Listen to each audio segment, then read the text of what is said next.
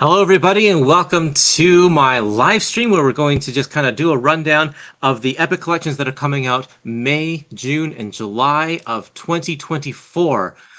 We just did this with Near Mint Condition. We had the exclusive news over on the Near Mint Condition YouTube channel, and then I like to host these after parties here where we can dive a little bit deeper and spend some more time talking about these books and their implications, which these days is a little bit different than how it used to be because the classic lines, they're so filled in now that we don't really need to spend time speculating and stuff. That era is kind of gone, but now that we have the modern era epic collections, we can speculate a lot about that. It's just kind of a different crowd that likes those books, but that's okay. Let's see who's in the chat here. The first question, is Curtis bumping up the time since they ended earlier, or are we waiting till 2? I hope you're still here, Jerm. I'm assuming that's Jeremy.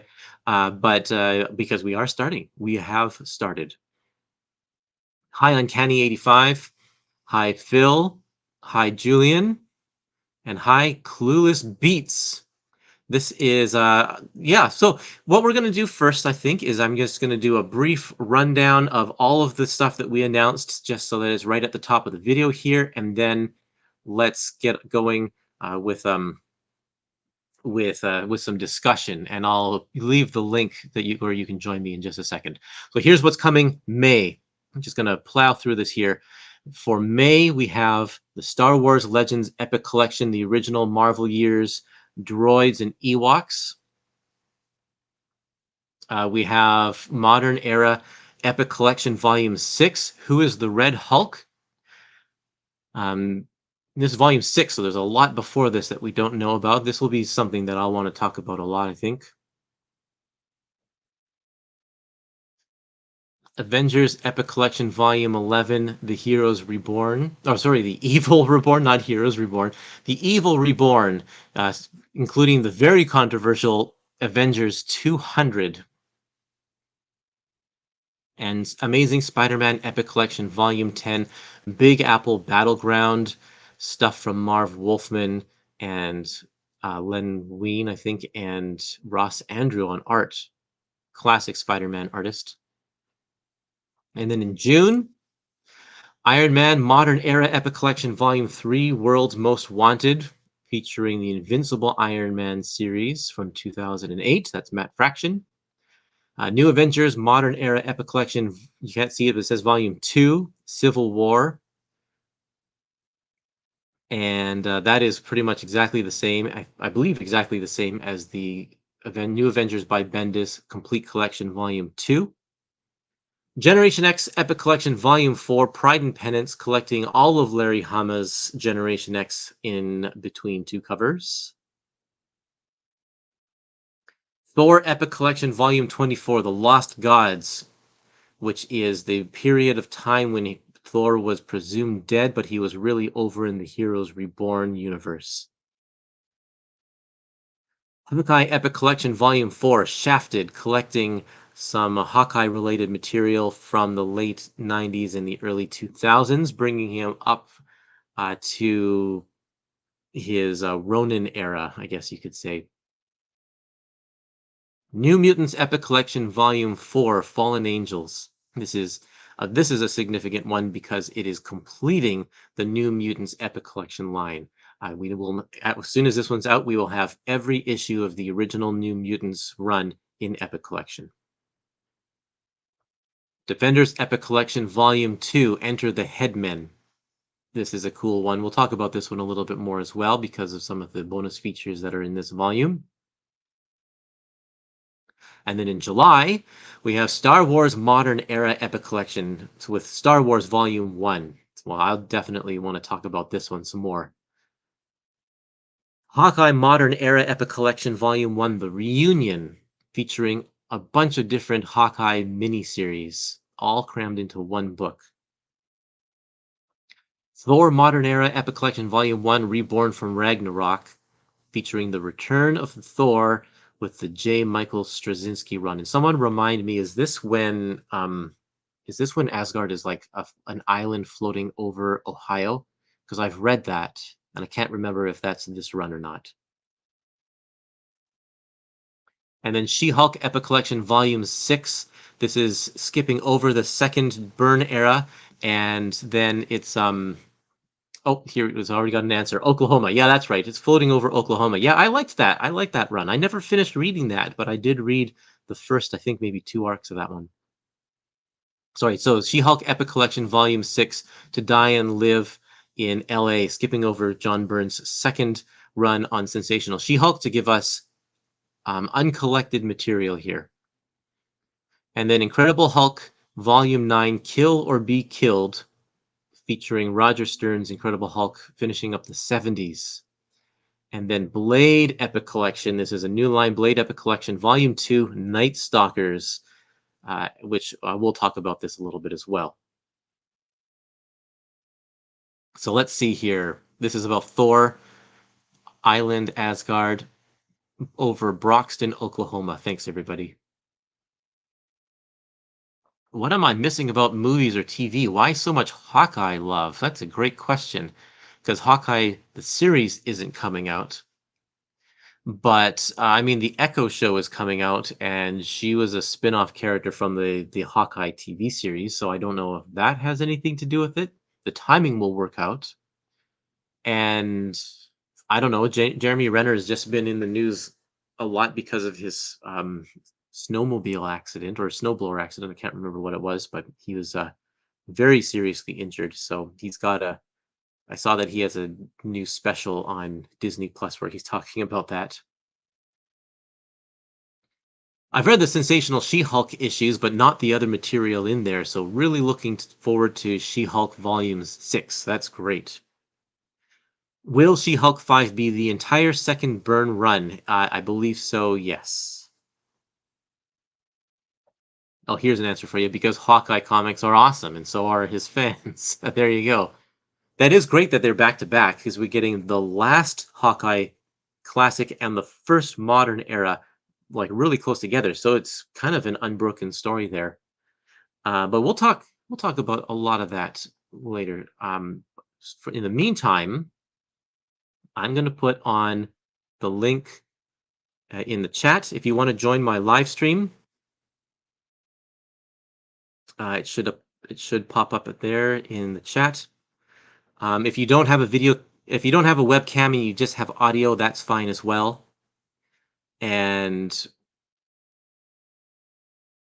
let me see here. Chris Wings says the Echo show is out this November, so long gone by the time these Hawkeye volumes are released. Oh yeah, that's right. Sorry, I was thinking that Echo is next year, but you're right, it's this year. So the timing doesn't work out. Well, maybe there's a super secret Hawkeye project that they haven't announced yet. Or maybe Hawkeye is going to be a featured character in some big Marvel crossover event next year as well. And Tom says, is Hawkeye supposed to appear in the Thunderbolts film? That would make sense because he has a big role in the Thunderbolts comics, but I don't know if he's slated to appear in the Thunderbolts film. Okay, first up here, we have Michael. Hey, Mike. Hi, how are you, Curtis? I'm doing really well. I'm glad that you're able to join us for the live stream today. Yes. Tell me, okay, tell everybody where in the world are you?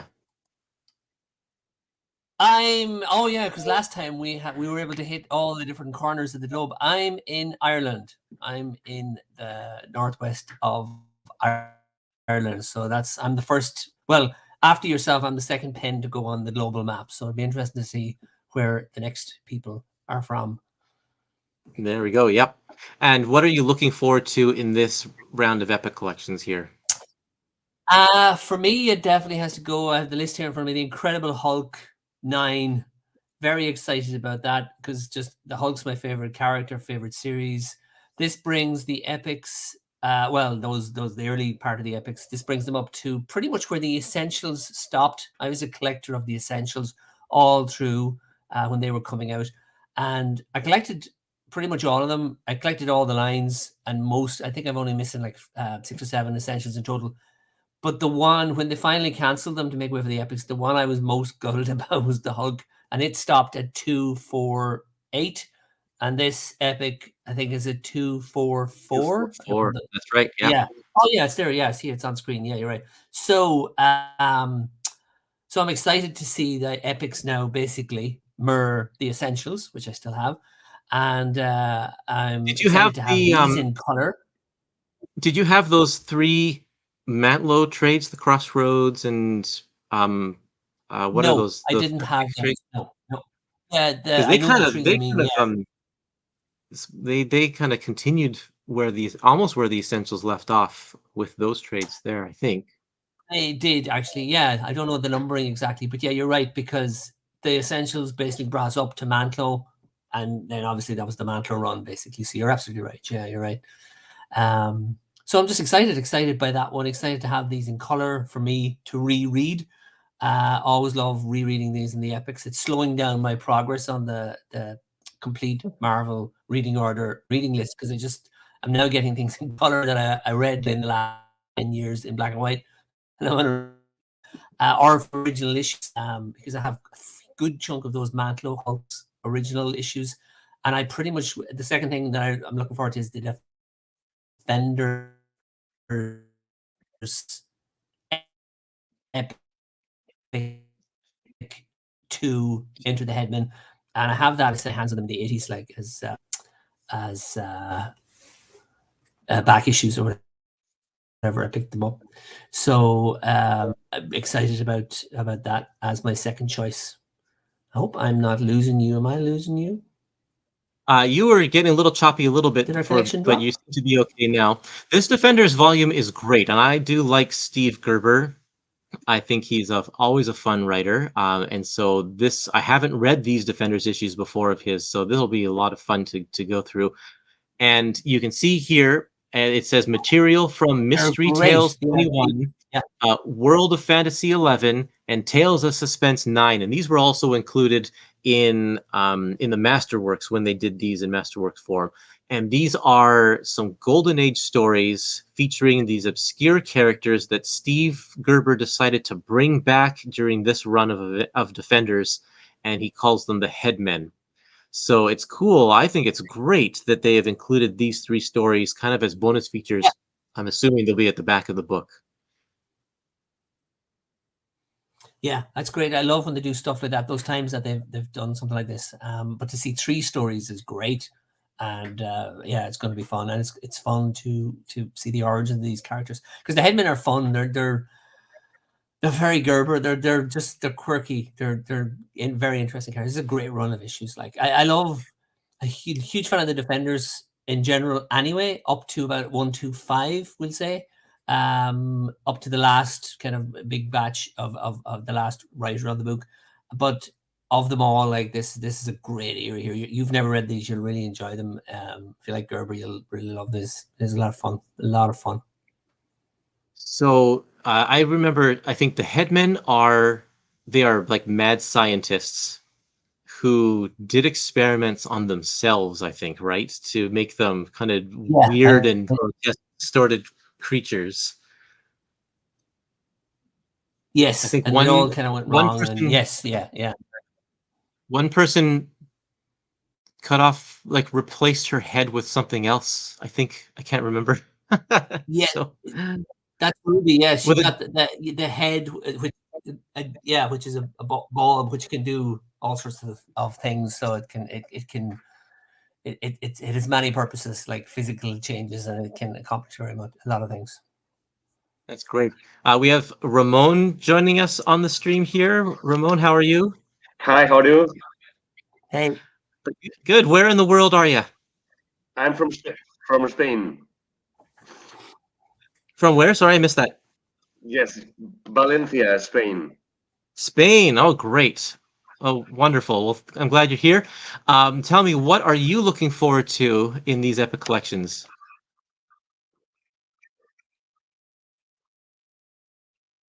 Usually, I love to buy Marvel comics, and here we have our editions. Now to to see this your program, more or less I can know what are you going to have and what we are going to have in the future. Then I like to see that. Yeah, perfect. And which ones excite you the most? Usually as classic as possible. 60s is the Well, we don't have any 60s in this round of announcements, doesn't but matter. we got some stuff that's pretty close, though. I think maybe the closest would be Spider-Man, Great. which is like late 70s.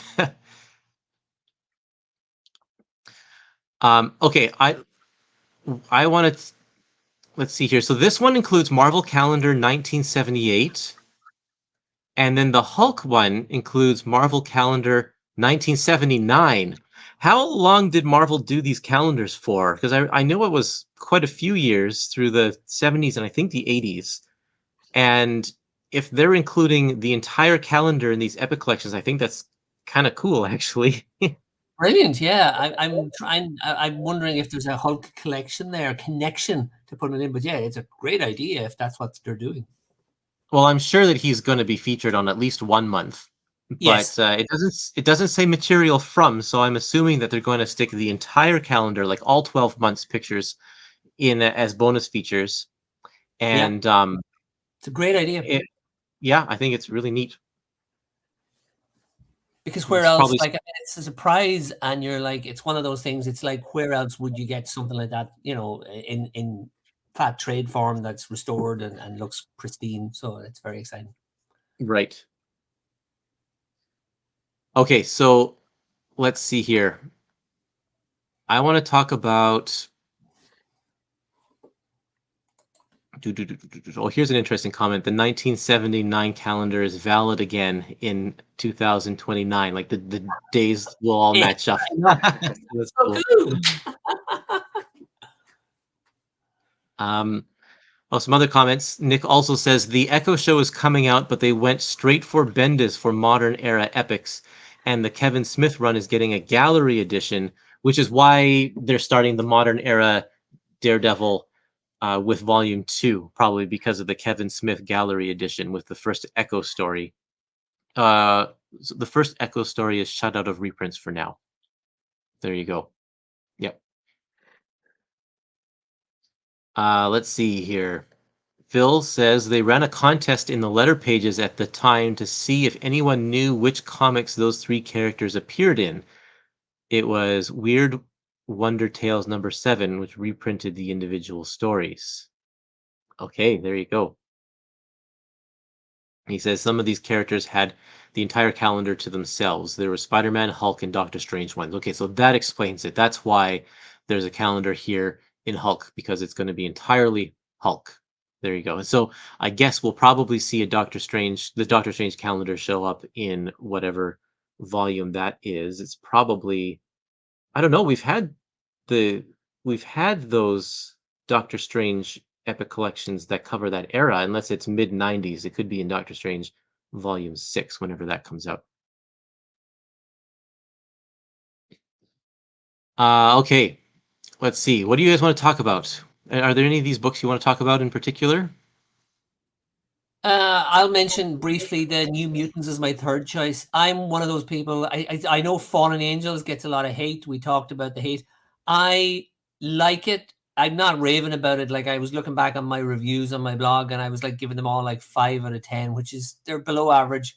But I have, I read it originally, and even then I may not have loved it. But there's a nostalgia factor, I think, kicking in with that, and it was nice to, it's not, it just it's I recently reread the original issues, but I'm quite excited to have it, and obviously to finish New Mutants. But I'm definitely not a hater. It's sort of a storyless kind of, nothing much really happens to the end. They don't really have a villain to the end, and it's a little contrived that Bobby is sort of leaving and all that kind of stuff. But flaws and all, I have no real problems with that Fallen Angels. But yeah, I think it's quite hated, isn't it? Not many people like it. That's for sure. I think I haven't read it myself, so I'll read it when this epic collection comes out for sure. But it's nice that they included it, even if it's not the well-loved stuff. I love that the epic collections are going to still make it available for the people who do like it, and also just for posterity. It's like, even though it's bad, we don't want to forget about it. It Yeah. still has its place in the story, and it affects the characters. Like Yeah. Sunspot goes on to do different things because of this series. And there are, like yourself, there are fans who have not read it. So I mean, it's not you shouldn't be left out just because a large number of fans maybe don't like it. New fans may discover it and reevaluate it because, as you said, in the context of what comes later, maybe there's a lot of value to it. So it's great. It's brilliant. They're doing the right thing by putting it in. That's right. Okay, we have someone else joining the stream here. This is Uncle Johnny. Back, Hello, you were hello. here last time. Remind me, where in the world are you? In northern Mexico. Mexico, that's right.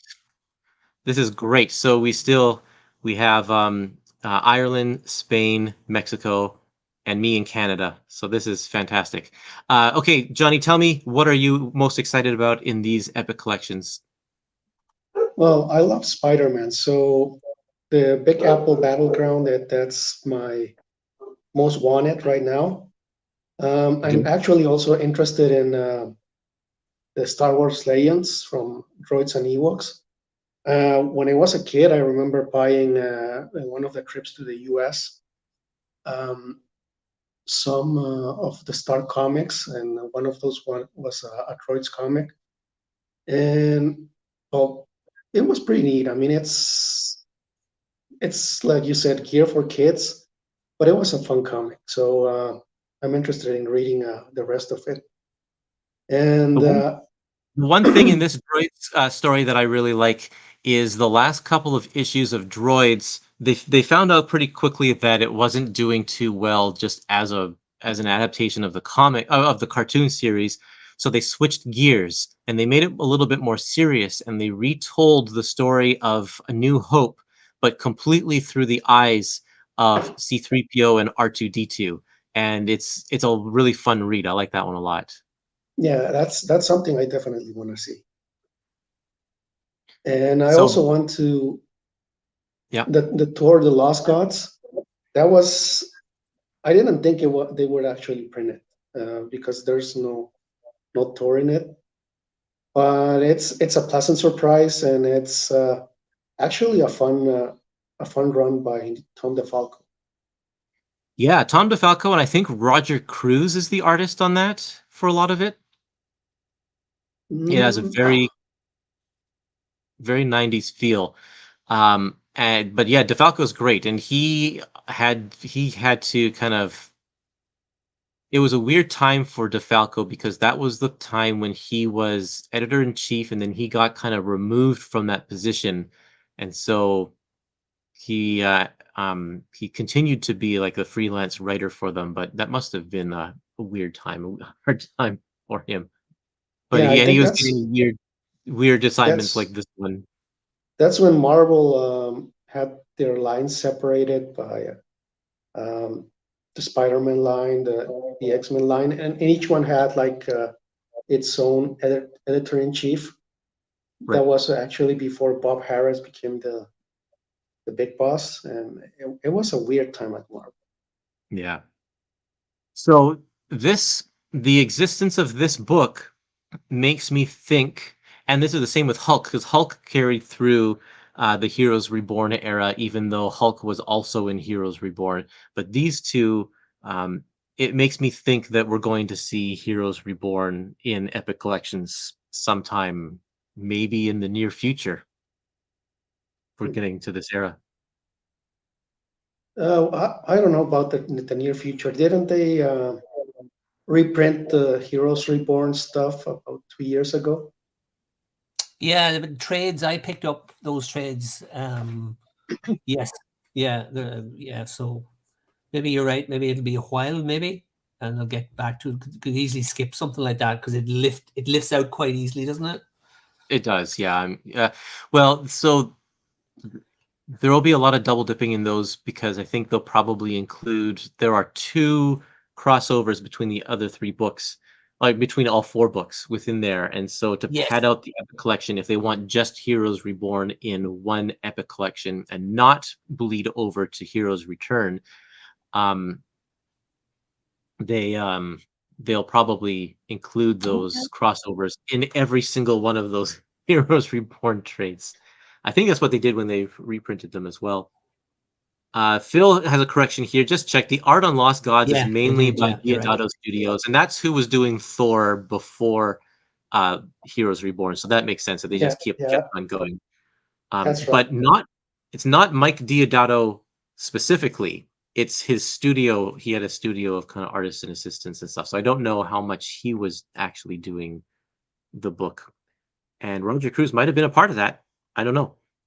With a couple of issues by Sal Buscema, our pal Sal.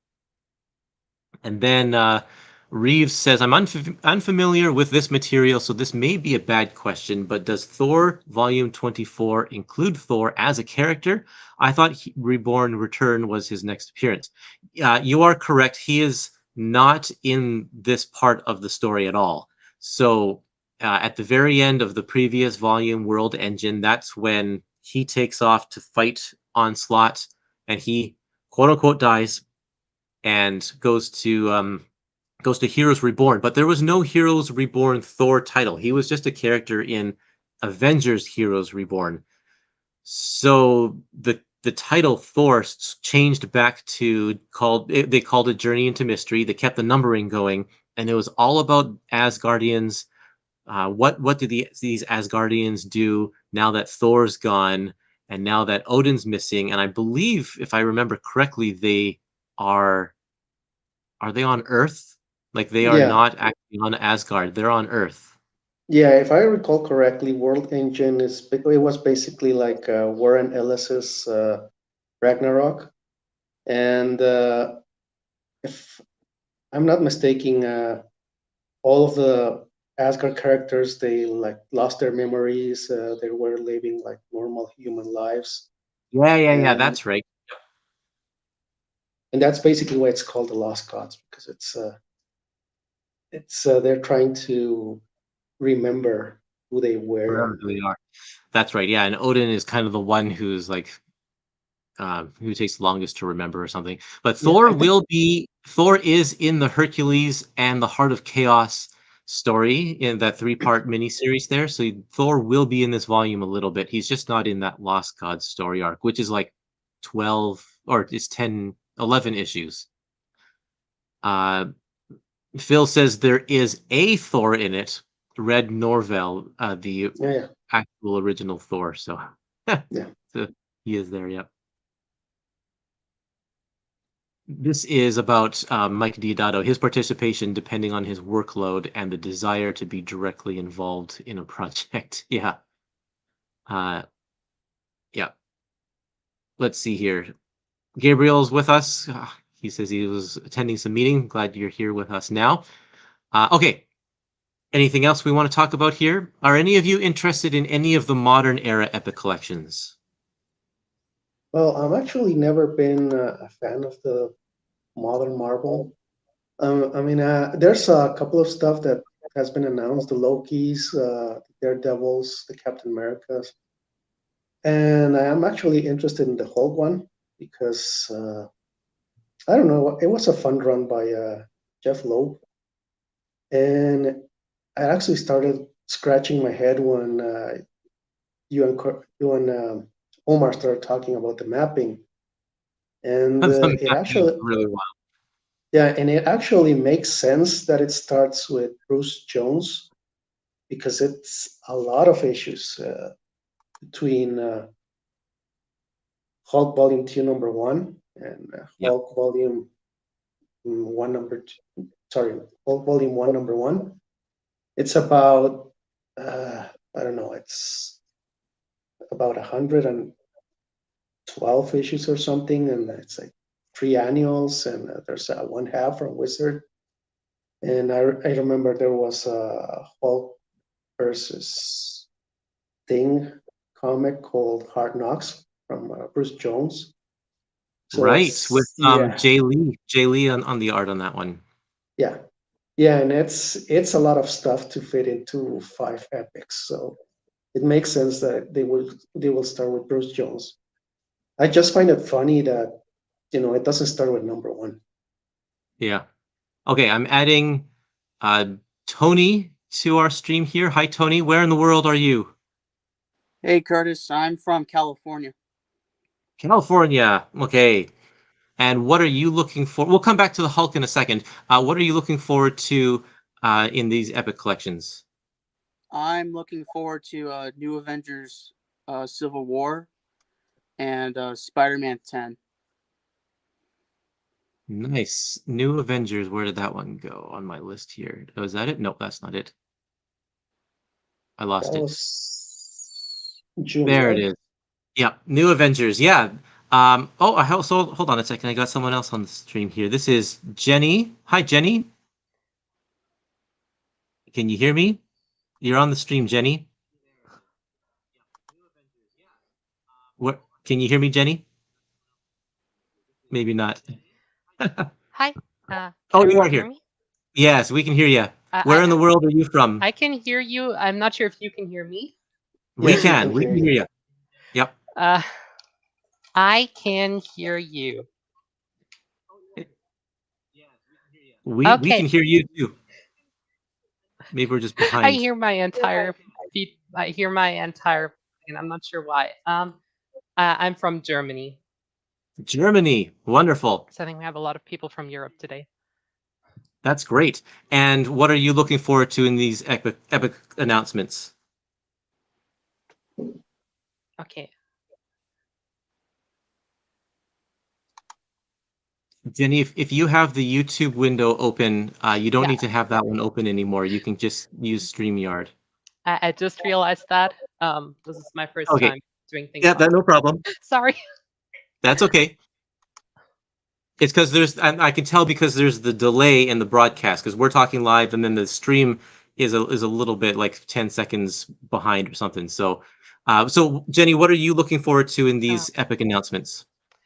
Yeah, there wasn't really a whole lot of things for me this time. I was kind of hoping for a Silver Surfer, but I think I am quite excited for the Thor by J. Michael Straczynski. I think it's the first half of his run. I haven't read it ever, but I like comics where people shout at Iron Man for his poor decision making, and I'm pretty sure there's a moment like that in there. So I'm excited for that. There's a big fight between Thor and Iron Man in this book. Is that right? Think I can't remember.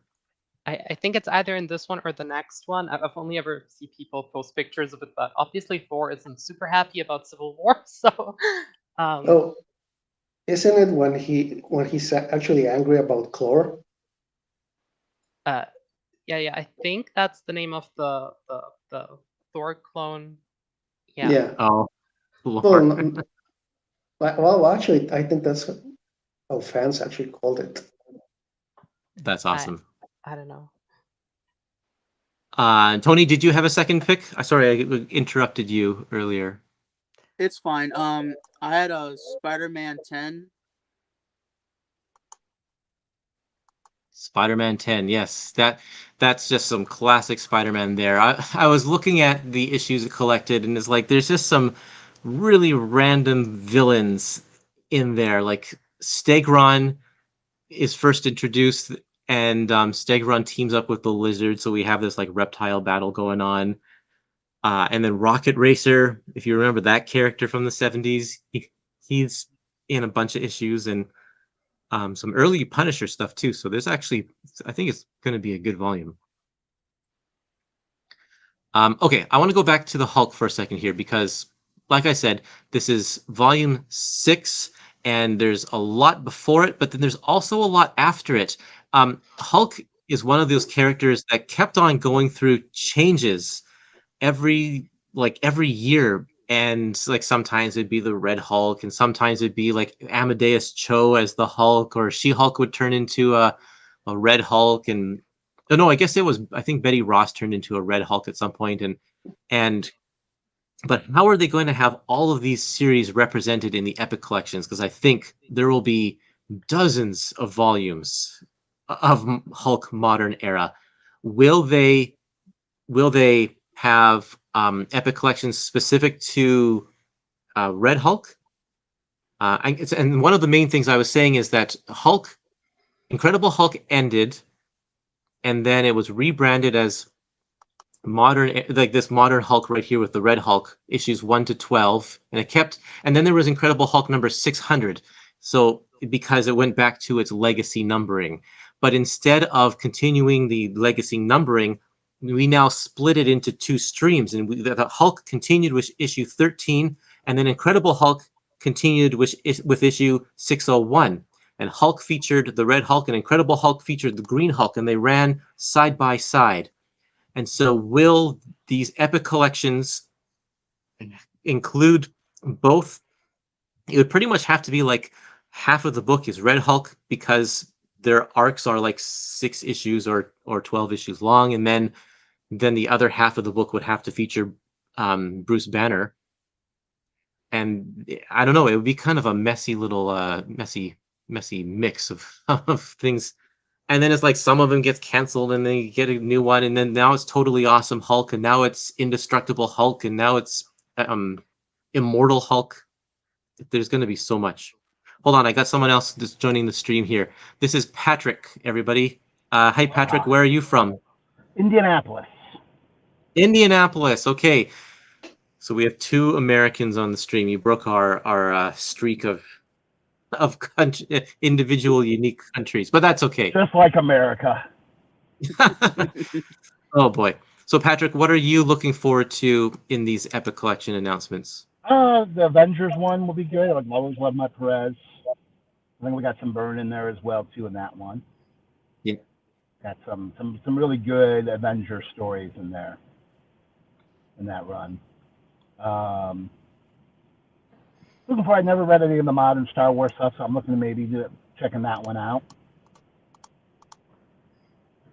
The one thing, you just had the Hulk up there too. Doesn't the Hulk one, the modern Hulk, seem a little bit light? It's only like 14 issues or something. Let's have a look here. 14 issues. King size Hulk is a double size issue, and issue 600 I think is double size, if not triple size. And it says material from, because there is a reprint of Hulk Gray #1, so I'm sure they're not going to include that. But there's still maybe double size worth of content in that issue. So 12, 13, 14, 15, 16, maybe 17 issues worth. So it may be a little light still, but that's still within the realm of Maybe it will only be $35. Yeah. Here's a good question here. Would the Incredible Hercules be considered part of the Hulk, since it took over after World War Hulk? I can't imagine it would be. Yeah, I think it would be an Hercules omnibus. Well, omnibus, sorry, Epic Collection. Yeah, I don't think that it'll be included, simply because it's not going to feature the Hulk, and maybe it does carry on a little bit of a storyline, but there's just not room for it in the first. Like, if this is volume 6, taking into account all of the issues of the Hulk coming before, there's no room for Incredible Hercules in here either. Somebody was it'd be saying, nice to have it in there, but I don't know these comics, but somebody else pointed out that it's called Hulk, not Incredible Hulk. And would there be significance, going back to what you were saying, Curtis, about so many Hulk comics? Again, I don't know them, but is that an answer there, where there's a Hulk line modern and an Incredible Hulk line modern? Could be, but what would set them apart? Because obviously this Hulk Modern Era Epic Collection will include the Bruce Banner stuff before, in the first 5 volumes. So it's not like one will focus on Bruce Banner and one will focus on every other version of the Hulk or something like that. This one could continue on for another volume with the rest of the Red Hulk issues, and then after that it gets retitled as Red Hulk, which is Betty Ross. So, and then they could potentially stop the Hulk Modern Era Epic Collections there with volume 7, or volume 7 or volume 8. I can't remember how many issues it is, but that's a good point, because they could also then start Incredible Hulk Modern Era Epic Collection, starting with Incredible Hulk number 600, and then they could carry it on through there. And I was looking online at all of the rebranding of these characters, of the Hulk, I mean. Let's see here. Incredible Hulk. Once it gets from it goes from 600 to 611, and then it gets rebranded as Incredible Hulks. And that lasts until issue number 365. Then it gets rebranded as Incredible Hulk 2011, which and that lasts for 15 issues. Then it gets relaunched as Indestructible Hulk, which lasts for 15 issues. Then it gets relaunched. Then it gets relaunched as Hulk 2014, which lasts for 16 issues. All of these could be one volume of Epic Collections. So then it's totally gets relaunched as Totally Awesome Hulk, which lasts for 23 issues. And then it gets rebranded back to Incredible Hulk with issue 709. Like it keeps on going. And then I think after that it's Immortal Hulk or something. I lost track after that, but yeah, there's going to be a lot of Epic Collections. And that Totally Awesome Hulk will carry over a lot of Incredible Hercules too with Amadeus Cho. That's when Amadeus Cho becomes Hulk. Right. Okay. Well, maybe there is a place for Incredible Hercules then. Chris Wing says, "Isn't there a mystery as to who the Red Hulk is at this point?" Yes, it is. So narratively, it makes sense to include both titles in one epic line, I'd say. Yeah, it won't be until volume 7 when they actually reveal the question, who is the Red Hulk?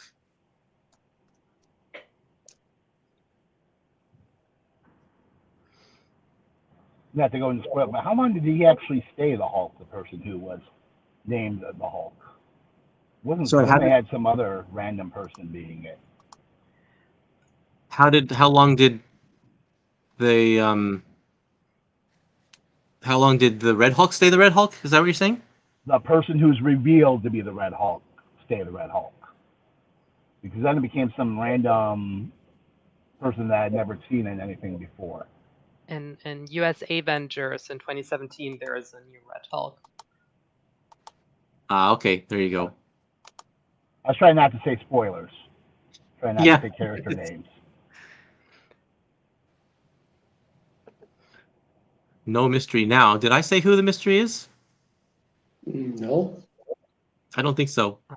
No. I said who. I said who. There's a Red She-Hulk. I said who that is, but that's. I don't feel like that's as big of an issue. But anyway, sorry about that, everybody.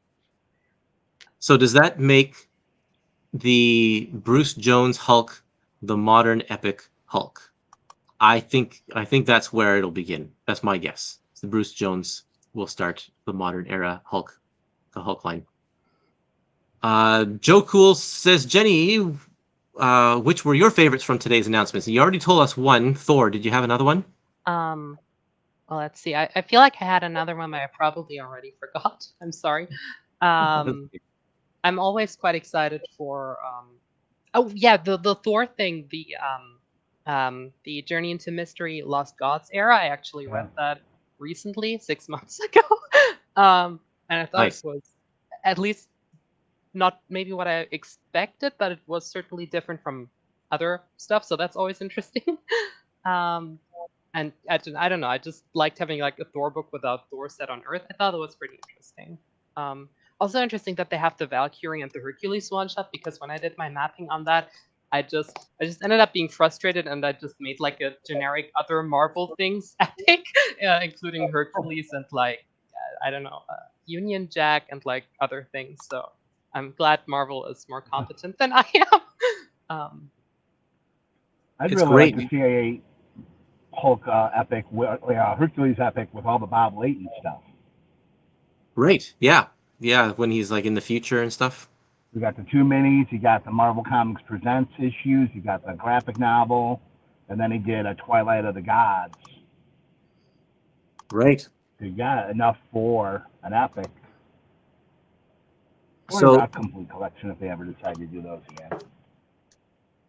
Gabriel says, guess we will double dip with the Epic of Black Widow, the Journey into Mystery issues. That's actually not, we won't be double dipping, because Journey into Mystery here, 503 to 513 is just the Lost Gods.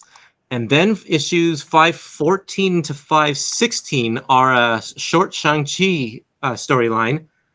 And then Black Widow is 517 to 519. So it's actually, they're not included in this collection at all.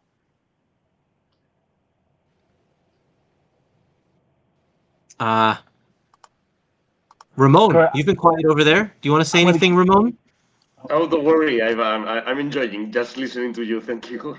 Oh, okay, perfect. Patrick, I'm what gonna did you head want back to say? into the office, Curtis. Nice talking with you. Nice talking with everybody. I'll Great, keep thanks for listening, joining us. but Yes, my son is Perfect. arriving home. I need to stop now. Then thanks. It was a pleasure to meet you. I'm gonna try to hear you later, but now I Okay. need to take care of him.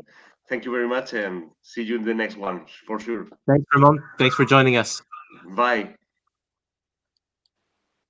Okay, let's see. Let's talk about Star Wars for a little bit. I don't know if any of you are familiar with the Star Wars comics, but this modern era epic collection for Star Wars was kind of a big announcement. A lot of people were asking for this in the Facebook group, and so I know that it's something that people want. I'm interested in as well. But honestly, I read the first volume of the Jason Aaron run and wasn't inspired to read anymore. So I will be interested to continue reading, especially since I didn't read any of the Darth Vader stuff. So the whole Vader Down crossover will be all new material for me to read. Any of you Star Wars fans? I wish they would come up with more interesting titles than just Star Wars Volume 1. Like, I know it's the Star Wars main series that's just titled Star Wars, but like, I don't know. I feel like there's more potential there for titles. Oh yeah, Yeah, like you could call it Vader actually Down. that's actually something I wanted to ask.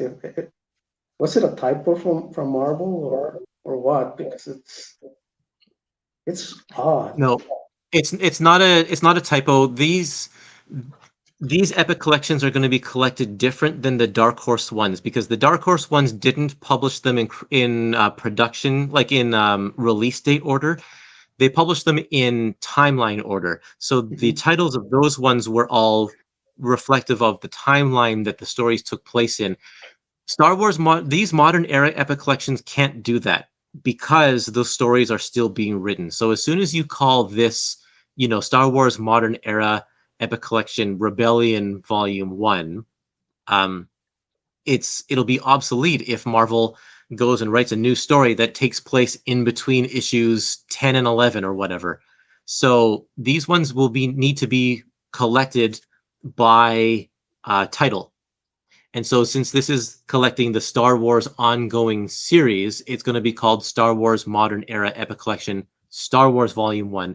And then when they do a Darth Vader one that collects the Darth Vader ongoing series, they'll call it Star Wars Modern Era Epic Collection, Darth Vader Volume 1, something like that. Okay. So Okay, makes it sense. does seem redundant here for sure, but only because this one is collecting the actual titled ongoing series.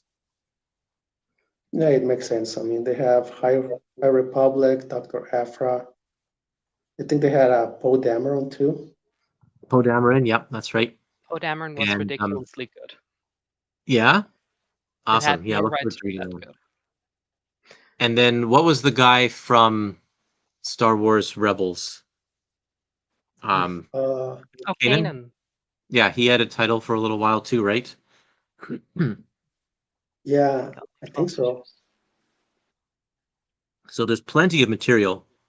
My question is, how are they going to fit in the little mini series that they do, like Lando or like Princess Leia, that kind of stuff? Because if they're collecting by series, those little mini series Oh, don't necessarily fit in any, like in the specific timeline and that kind of stuff. okay, that's actually interesting. I don't know. I wouldn't want to be the guys mapping this right now. Yeah. Tom says, I was collecting these through the oversized hardcovers, but Marvel abandoned those. This seems to be the best non-Omni alternative for getting the modern Star Wars material in thicker volumes. That's good. And then Aurelian says, one weakness of the modern era is how the crossovers affect the ongoing books, so it would make more sense to collect the events when the tie-in issues appear. Yeah, I think hopefully they'll. I mean, I don't know much about. I know there's like the Bounty Hunters crossover and that kind of stuff. So we'll have to see how they decide to handle all that kind of stuff. Star Wars was an interesting release, but I already got the Omni. Yeah, I think that this is going to be this is going to be the biggest hurdle for the modern era Epic collections. Is that they are all going to be collecting material that is pretty readily available. And I know that some of them are doing the out of print books, focusing on that stuff, but a lot of people already have that material. Whereas, like, the classic stuff, Generation X is a title that maybe only 5% has ever been collected. So it's collecting all of this uncollected material. I think that it'll have a certain amount of people that'll buy it because it's just never been available before. But this modern stuff, especially Star Wars, a lot of different ways to buy this material. Okay, here's one. When are we going to get Silver Surfer Volume 2? And then this comment says, what does a guy have to do to get X-Men Volume 18? Yes, those are two of the most commonly asked Epic collections. When are we going to get those volumes? I really can't say. I have no idea. No idea. I think it's probably going to happen like the Spider-Man from Roger Stern, the Fantastic Four from Byrne, the Thor from Simonson. They're just going to save it for last. It could. I think, yeah, Silver Surfer Volume 2 especially, that's kind of the high point. Everybody loves that stuff. It's classic Stan Lee. It's great. Yeah, I mean, I love those issues. There's some really, really strong issues in that mix. I love them. Yeah. That's ridiculously good. Yeah, and it's also available already. If you really want the material, you can buy the Omni, which they seem to be keeping in print for the most part.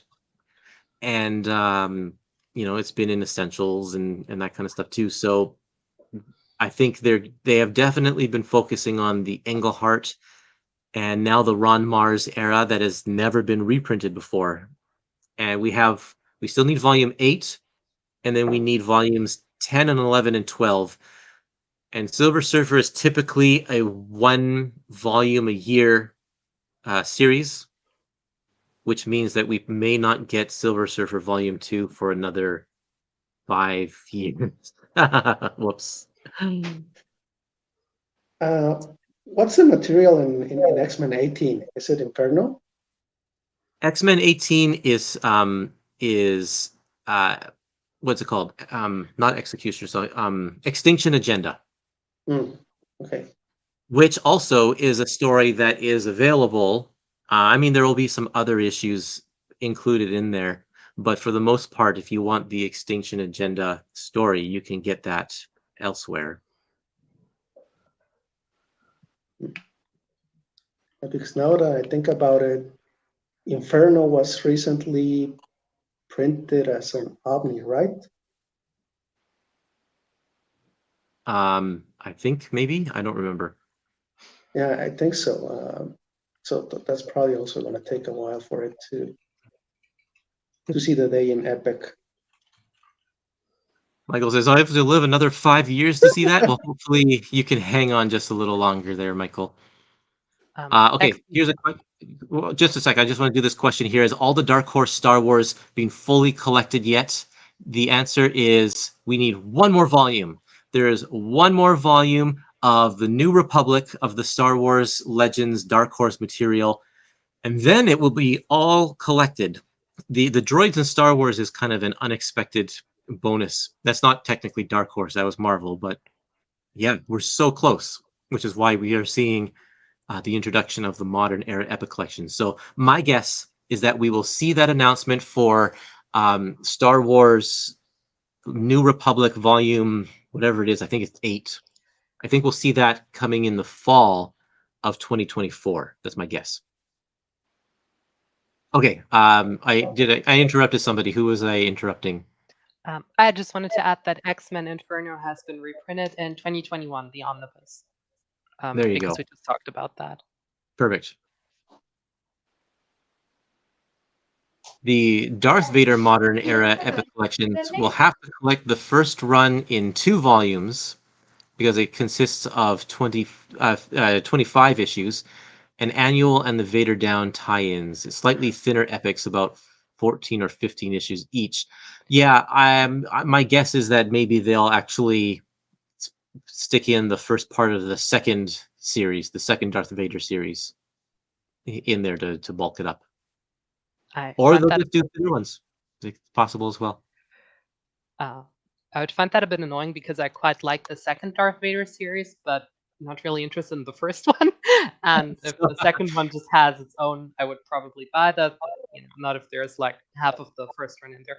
Interestingly, the runs are actually in reverse chronological order. So the first one's after episode 4 and the second one's after episode 3. So if they're actually going with like a semi-chronological approach, at least like in the Dark Horse epics, then I don't know, maybe they'll print them in reverse, but obviously that's not the best long-term strategy, since they can always just go back and add more. So that's a really good point. I didn't know that about the stories. There's no way that they'll include then the start of that second series at the end of volume 2 to bulk it up. If they take place in different timelines, they would definitely need to separate those by volume for sure. Yeah, the second one is like, what did Darth Vader do immediately after becoming Darth Vader? It's like he kills a bunch of guys and like has a daydream that he goes back to the light side. It was better than I'm describing it right now. I definitely want to read that. I think that sounds great. I'd like to get a Spider-Woman or Dazzler next, preferably the former. Spider-Woman, yeah, I think we're definitely due in for a Spider-Woman epic collection. She's going to be I would be down for Spider-Woman. Yep. Yeah. Spider-Woman, Dazzler, I have the essentials. I read them in the last 5-6 years. They're a really good series. Mark Grunwald wrote a bunch of Spider-Woman, and they're brilliant. They're just great. I love Grunwald. Love him. How long did that series last? Spider-Woman is 50 issues. 50, Chris Claremont was in there as well. Yeah. So there's like a few different writers in there.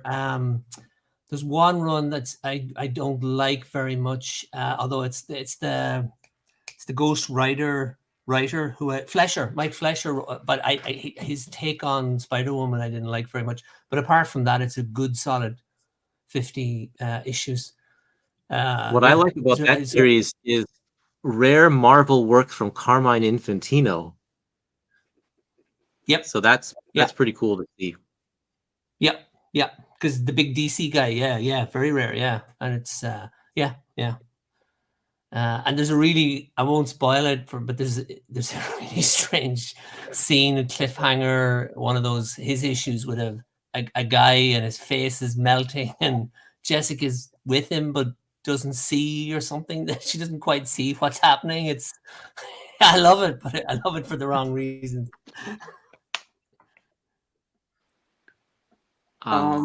Here's a question that's for me, but I think we could probably all answer this. If you became a Marvel editor, which classic epic titles would you release? Okay.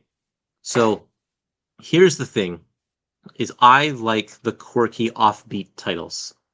My favorite comic, I said this many times, is the Generation X Underground Special. So I would want to see more of the weird stuff, the weird stuff collected. And unfortunately, a lot of that stuff is like, the Beavis and Butthead epic collection, that kind of thing. That's what I want to see. Or like more of the Star Comics licensed stuff. I love that, all of that kind of thing. The new universe, I think it would be great to have in an epic line, because There's some good top talent on that. But then I'm also thinking about going back to the very beginning, and so much of the 60s is collected, and we really do need to finish off those last few titles, like Captain Marvel needs an epic collection. Nick Fury, Agent of S.H.I.E.L.D. needs an epic collection. I'd love to see an Inhumans epic collection. Kazar the Savage epic collection.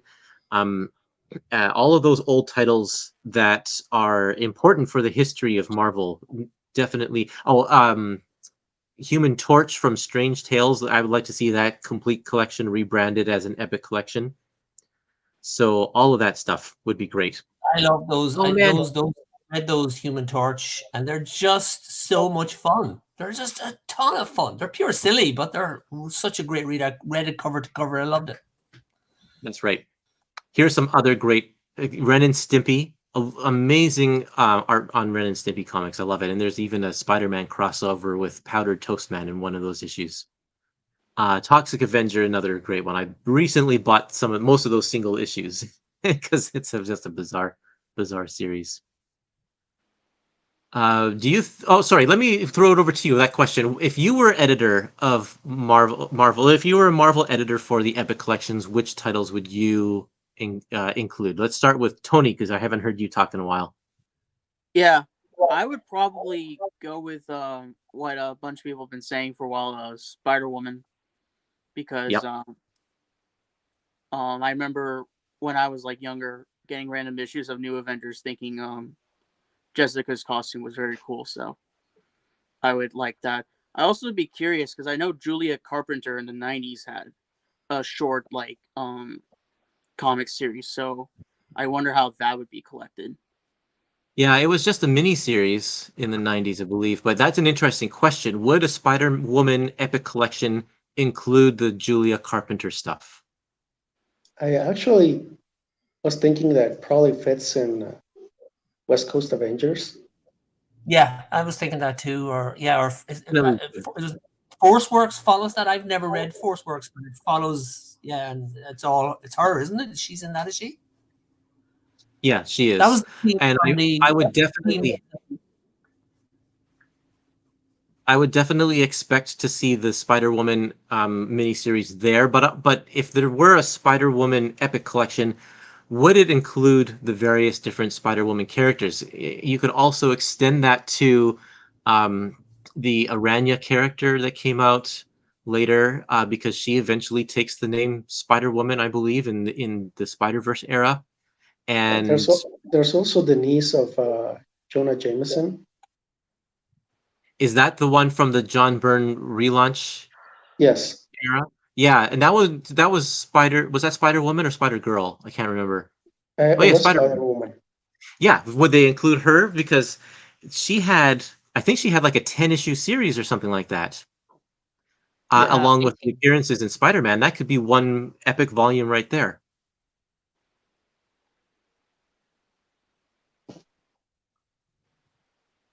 Okay, anybody else? What would you introduce in the epic collections?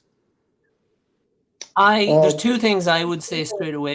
One is an obvious one is Spectacular Spider-Man, because I know everybody asks for it, and I know I'm being boring saying that, but pound for pound, I generally prefer Spectacular to Amazing. I think it's such, like Jerry Conway, for instance, or Peter David, or Bill Mantlo. I love Spectacular. And then speaking of Bill Mantlo, I would make it happen somehow. If I was in charge, I would find a way to make ROM happen, definitely. That'll be my fantasy. Because it's such a great series. Like, it's just so dark.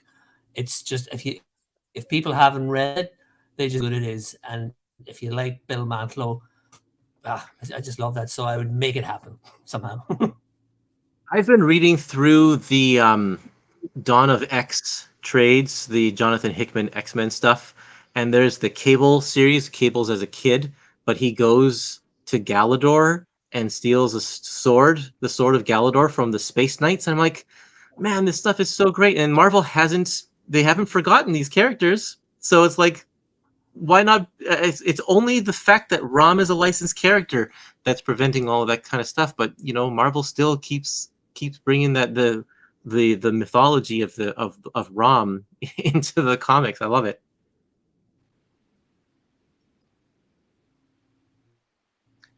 Okay, Johnny or Jenny, do you want to say which lines you would include? Ladies first. Okay. You already mentioned Inhumans. There's actually essentially 2 stealth epic collections that cover like the first 4 or so years, and I would love them to continue those. Yes. Quasar, definitely. I don't know, it's like the only 90s series I can stand. So I don't know, I really appreciated like the themes of Quasar being, he's incredibly powerful, but he also feels like he's absolutely not worthy of anything. And I just thought that was a really interesting take. A moment ago I had more ideas. I'm Quasar is sure they'll brilliant. come to me. Just brilliant.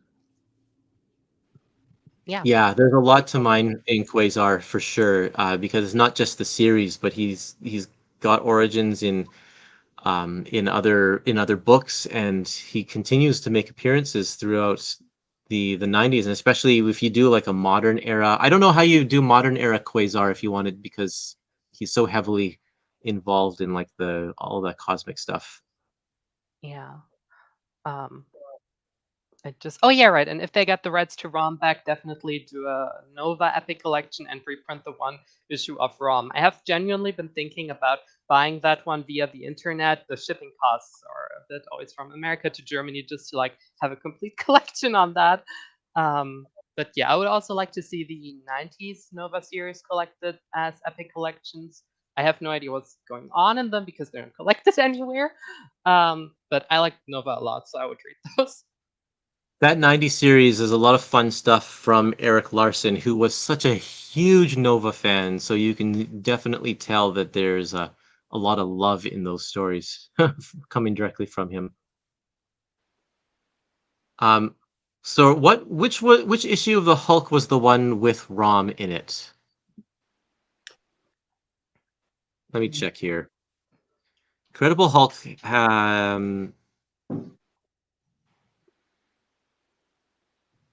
because there it is. What is that one? 296. 296 features ROM, so that issue will not be reprinted in the Epic Collection. That's going to be in issue 12. Is the final issue of issue 12 of volume 12. So looks like if they keep going chronological, they have a couple years to sort out the licensing issues um, before they have to get to that volume. So that'd be great if they could license it for just a short period and give us all of the Epic collections that would include ROM, including the final volume of Marvel 2-in-1 and Incredible Hulk, and what was the other one? Reprint Power Man and Iron Fist. That would be really good. It would be a one-shot deal, and every future reprint would not include it because the licensing terms would probably expire, and then that would mean that like the first printings of those would be like super expensive. But I think it would be worth it. They better print really big print runs if they do that. Isn't there a ROM issue as well that concludes Nova's story? And if we're waving 24 the magic wand, Yes, there is a crossover with Nova, so they would have to rush out a Nova Epic collection to include that ROM story there. So that would be fine with me. Yeah, because I know the Omni doesn't collect that, so. Right. Yeah. and Well, you know, did someone say something? I missed it. Okay, let me see here. if we So were I had a making it all happen, Master Kung Fu. Master Kung Fu for sure. Golden Age, Marvel Classics comics epics. If Malibu comics, Malibu epics, especially Barry Windsor Smith's Rune. Heathcliff epic collect. There are so many Heathcliff epic issues. I think that series ran for something like 80 issues or something, and then there was a second series called Heathcliff's Funhouse that ran another dozen issues or so. It was a big deal back then. Heathcliff also crossed over with Top Dog a couple of times, so I think there could be some crossover classics there. You can start collecting the Marvel UK epics.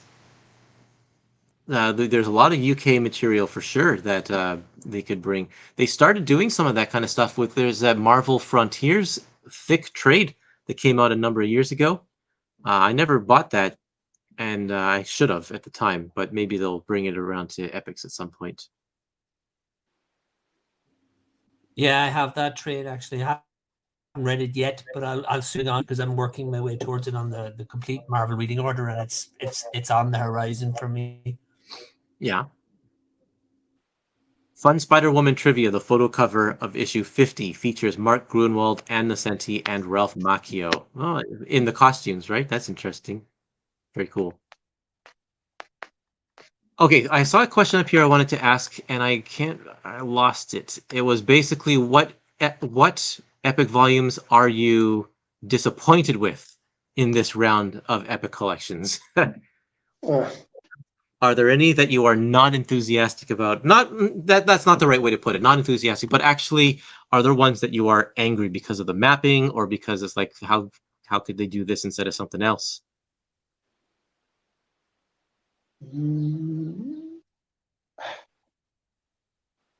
I don't know. I suppose I guess Blade. Blade, you're mad about the Blade Epic Collection? Oops, where did it go? Well, I don't know. I wouldn't call it mad. I mean, it's. Yeah. I would prefer to see something else instead of Blade, but I understand. I mean, there's a movie coming soon, so. I'm excited. I personally think this is great because it's so much uncollected material, and I'm really excited that the Tomb of Dracula series with Marv Wolfman and Gene Colan is in here because they are such a great team, and I love them on Tomb of Dracula. That old 70s comic is so great. I haven't read this version, so I'm excited for that. Anybody else? Which are you the least enthusiastic about?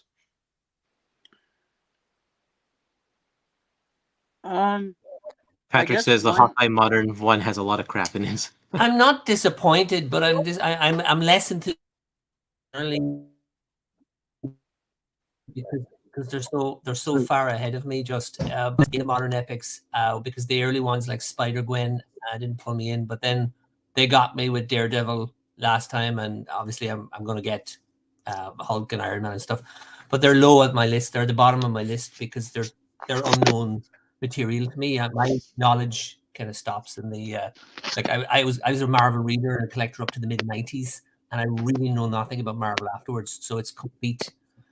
It's like Here Be Dragons. It's off the edge for me. So I'm not disappointed. I'm not angry, but they're a lower priority. But I've more or less stopped being on the fence and decided, okay, I'm going to get these as well, and I will read them eventually. If I live to be like 146, it'll be no problem. Okay. Something like this one. So far, this one's not even that far ahead of you. This is 2009. Yeah, it's not like Spider-Gwen was because it's like, was that 2017? That was a turnoff for me because I was like, these modern epics, because it's just so far. I'm in 1992, 1993, having worked my way chronologically from the 60s, all of the 70s, all of the 80s, and it'll take me a while to get that far. But then last couple of weeks ago when they announced the Daredevil ones, that's not that far away. It's only a decade ahead, and I'm covering like a couple of years in a year the pace I'm going. So I was like, well, 5 or 6 years I'll be there. So it's not crazy to buy those. And if I'm buying the Daredevils, what the heck? Let's go all in and just get them, and eventually. So and now you've got Hulk Modern 6, Iron Man Modern 3, Thor Modern 1. I mean, that's a definite one I want to get. Like that's I'm getting those, but they're below Generation X and Blade and She-Hulk because I'm more invested in those, like because I know that material better, and in most cases I've read it. Right. Yeah. Anybody else? I would say not because I hate it, because I'm because to be honest, I'm very new to comics, so I haven't read a lot of this stuff we've been talking about. But I would say Avengers 11, just because of everybody's heard about the 200th issue and the whole controversy of that. So it'd be a weird issue, I feel like, for me to read, to sort of be like, man, um I don't know, it's just like with Carol's situation there, it's gonna be not easy read. Yeah, for sure. I But it's nice understand that that. Avengers. It's nice that Avengers Annual number 10 is in this volume as well. So it's not like that story is left hanging. The resolution and the attempts to make the attempt to make it better is actually there in the same book, which is nice. Yeah, I it's agree still with that. very I'm glad it's convoluted. there. Glad it's like Jenny, I in one interrupted book. you. What were you going to say? I understand that they obviously, they have to collect everything, but like, I mean, they have to use it as the cover. I mean, I know the cover doesn't have anything to do with the story technically, but I'm sure there's like 20 issues of Avengers in there. I'm sure one of those has a better cover. Yeah, I don't know. I'd have to look at the covers, but you're right. I think they just went for the one that had the most Avengers on it. I mean, I think is it the next one is the Jarvis one, which I think is always a funny. I think it's a cool cover. Isn't that the one with Jarvis in the? Am I right? I need to look that up. But yeah, there are other choices. I agree. I hadn't thought about it, but yeah, there are other covers they could have gone with. But that's the most Avenger-esque cover you could get, I suppose. So. Yeah, that Jarvis cover is great, actually. Yeah, it's 201, is it? Yeah, 201 with him with the vacuum cleaner, and all of the Avengers are standing right behind him. So it's like you still get all of that in there, but yeah, maybe because it's Jarvis on the front, it's not as nice to include or something. That's I funny. don't know. I mean, that's a fun cover. Jarvis is the best Avengers character. I would definitely buy a comic with Jarvis on the cover more than a comic with Avengers 200 on the cover. Yeah. Okay, so Nick says, I should have worded my question better. I meant, what volumes were you disappointed that weren't announced? For example, Amazing Spider-Man number 16. What were you hoping was going to be in this round of announcements that wasn't?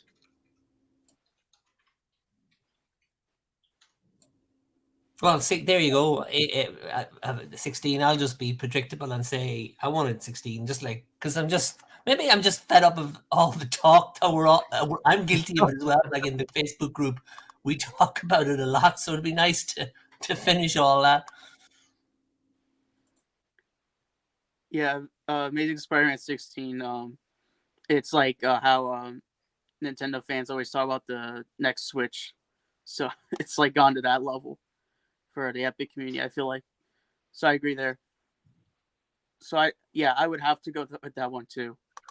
Okay.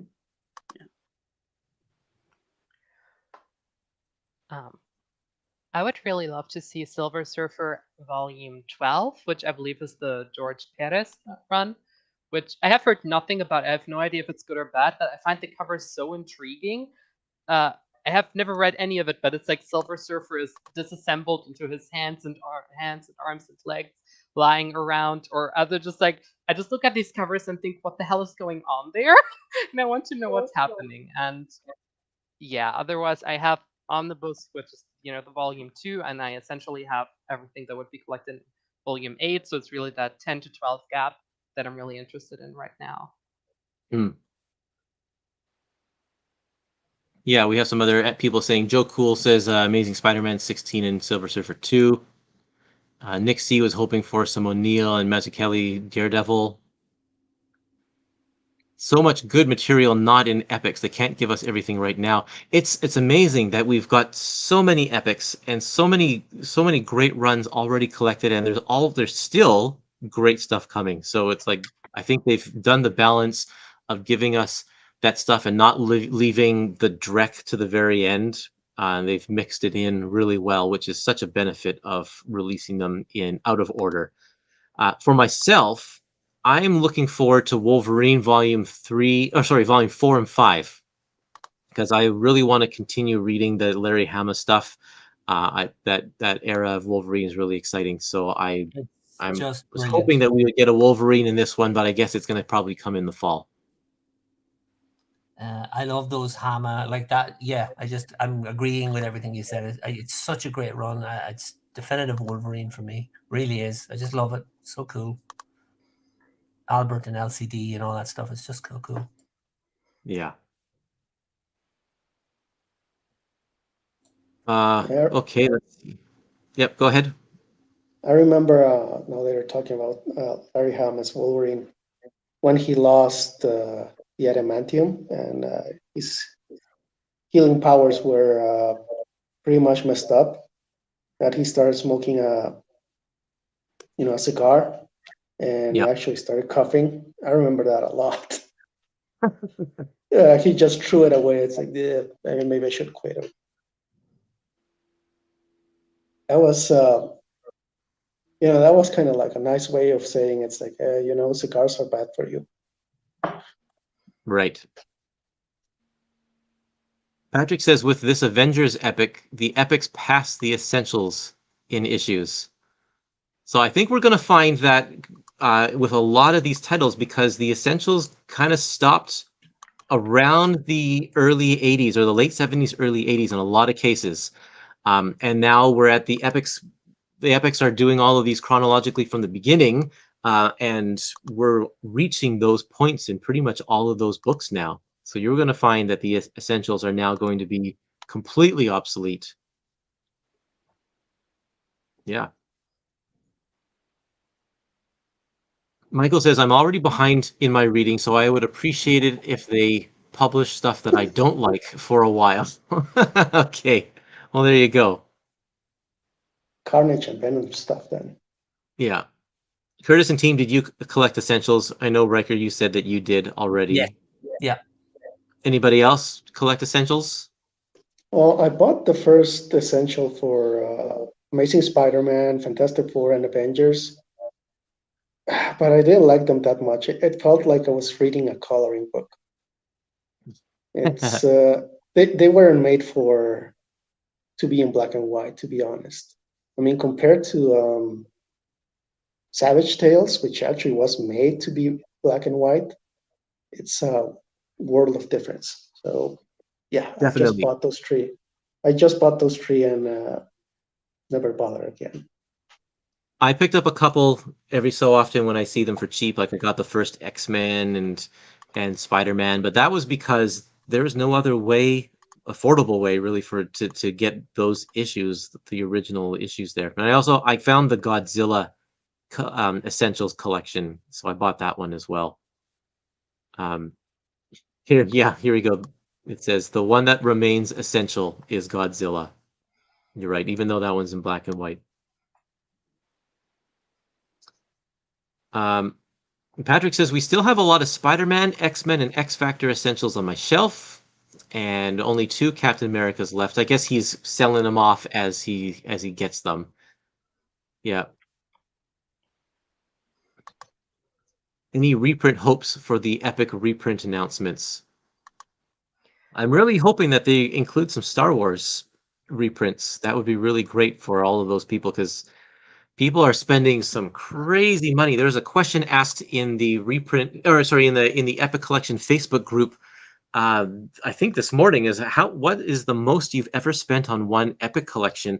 And one person said that they were spending, $120, $140 on some of those Star Wars ones because they're just impossible to get. I'm like, yeah, that is way too much, and I really wish that they would reprint some of those books.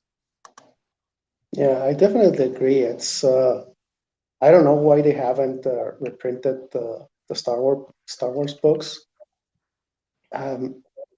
But I mean, there's people that started buying the Epics late.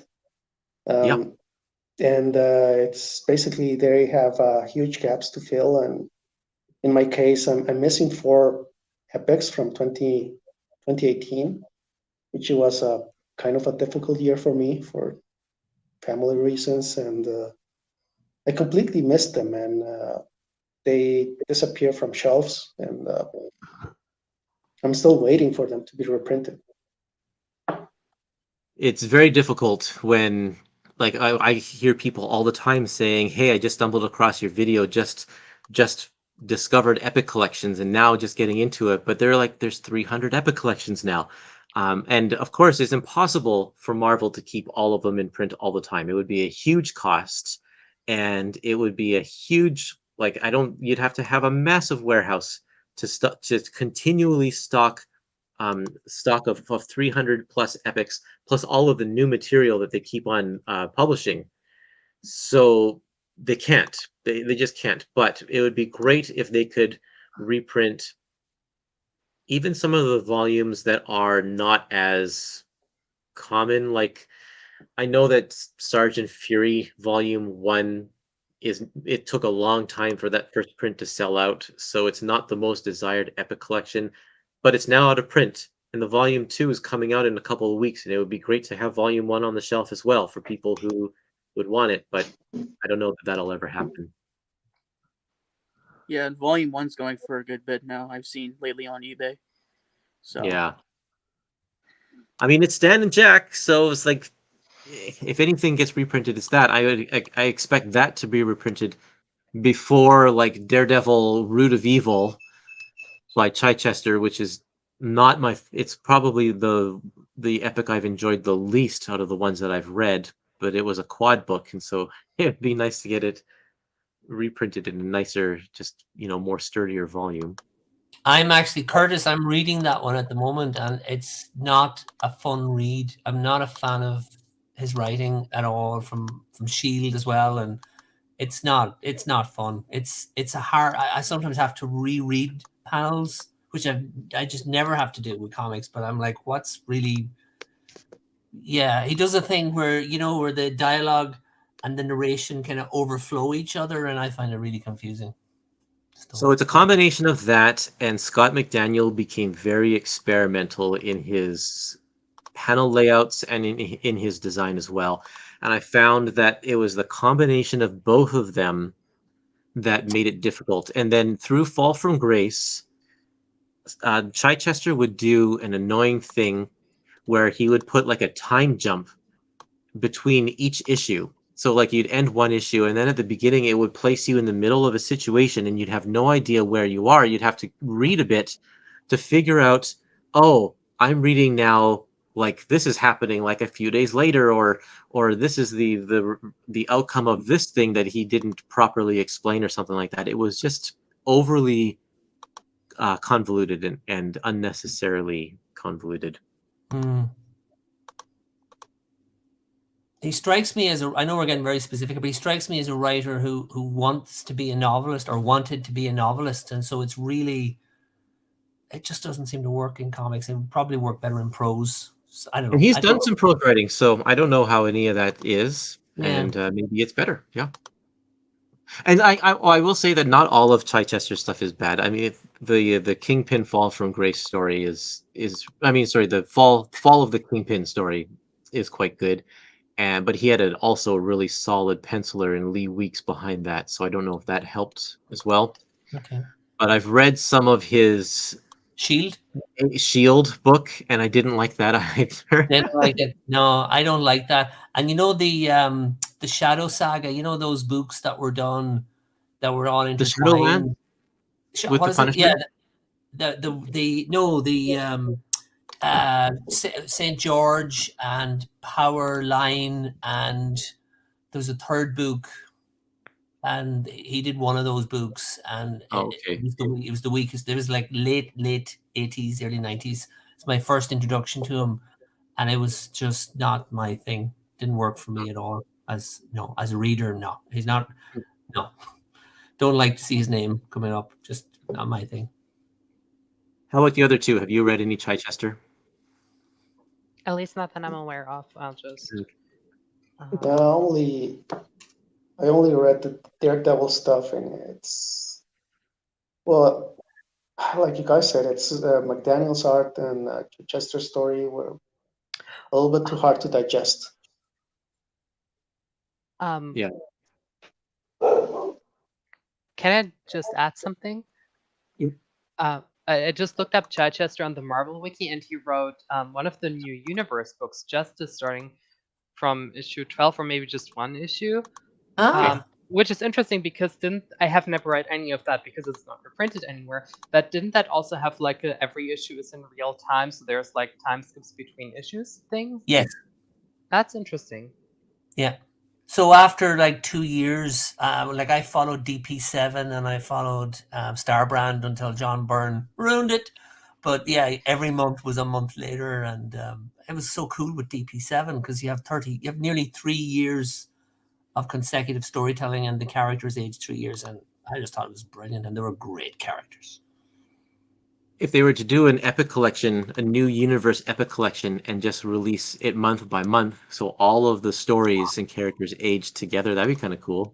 Yes, it would actually. Yeah, it would be a way to do it, and then when they all kind of intersect at the end, because no spoilers, but yeah, because as fewer and fewer titles, and then they all came together in a couple of miniseries and stuff like that.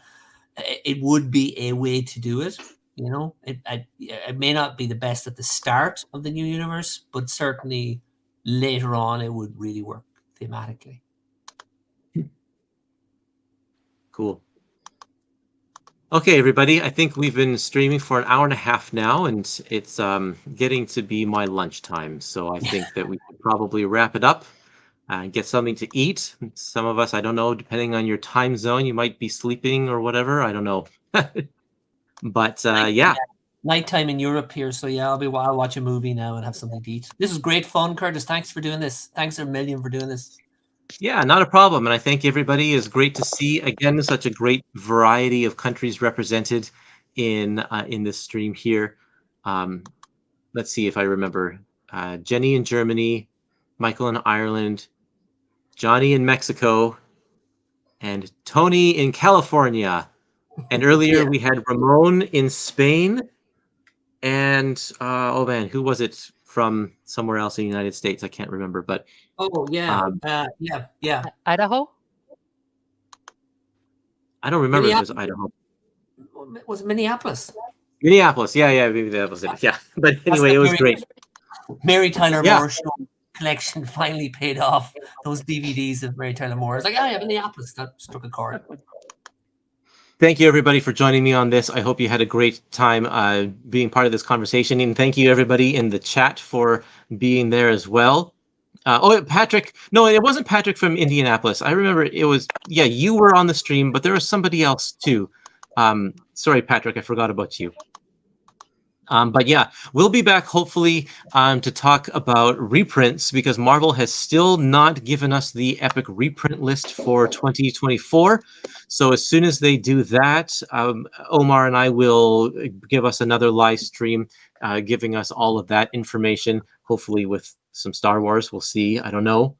And then I don't know when the next round of Epic Collection announcements will come now that we have 6 months. We have a full year, over a year worth of Epic Collections now to in the queue. So we'll have to see when that happens again. But if you haven't already, I would appreciate some likes on this video. And I would love to get some more subscribes if you are inclined. And join my Facebook group if you haven't done that already. Epic Collection Facebook group, where we just talk about Epic Collections all day, every day. And it's a lot of fun, and I would love it if everybody joined the party over there as well. So, Gabriel says, remember the anniversary of the Epics, you promised a party. Yes, I did, didn't I? I am trying to think of some good things that we can do. That'll be in September. And we'll definitely have a party for sure. Absolutely. Oh, there we go. I think we should rename Patrick Gilgamesh because he is the forgotten one. Oh, yeah. Yeah, right. There we go. Okay, thanks everybody. Ending this live stream, and have a great day, everybody.